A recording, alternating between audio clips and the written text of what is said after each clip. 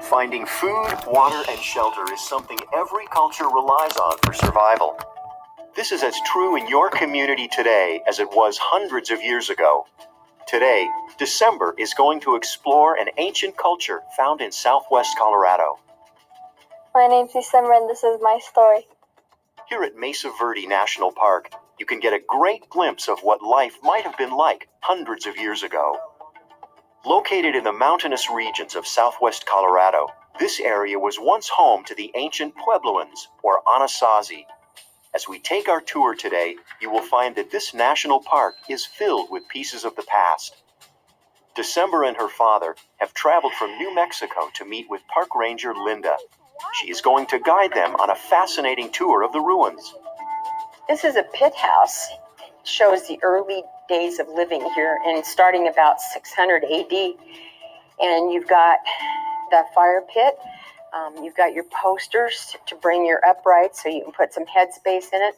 That would all be covered with plaster with just a hole down through the top. Digging out these pit houses must have taken a long time. As time went on, the ancient Puebloans began building up instead of digging down. Their community was growing, and they needed new, safer ways to provide shelter. Here's where we have one of the original villages. It only has one row of stones that make the walls, not only in between the rooms, but on the outside. It's called one-course masonry, and it's called a village. The word pueblo means village in Spanish, and because it's all connected together. To remind you of a modern-day apartment house?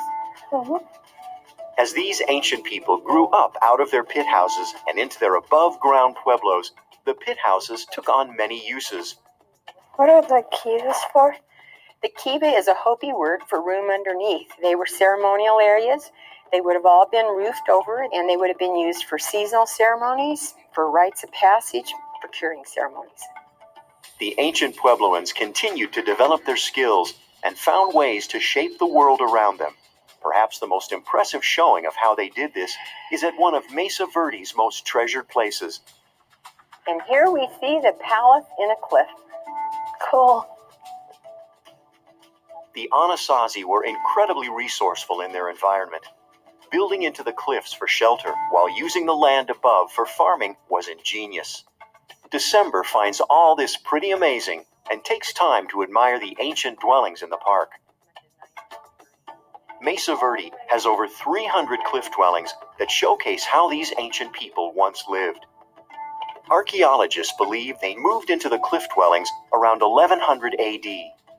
These stone towns feature storage space, work areas for preparing food and clothing, fire pits for cooking, and kivas for special celebrations.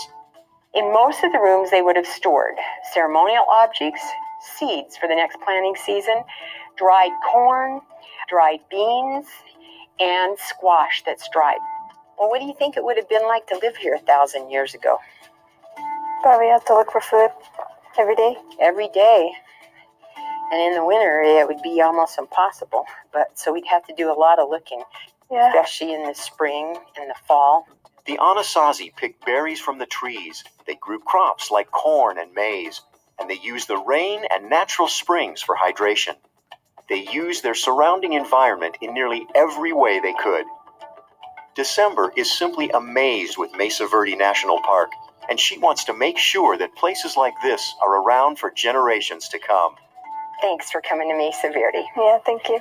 As her journey draws to a close, December realizes how the places we live in also shape how we live. The Puebloans were able to use their environment to provide food, shelter, and sustain the community for nearly 1,000 years. That's pretty amazing. I enjoyed this adventure today and I learned a lot.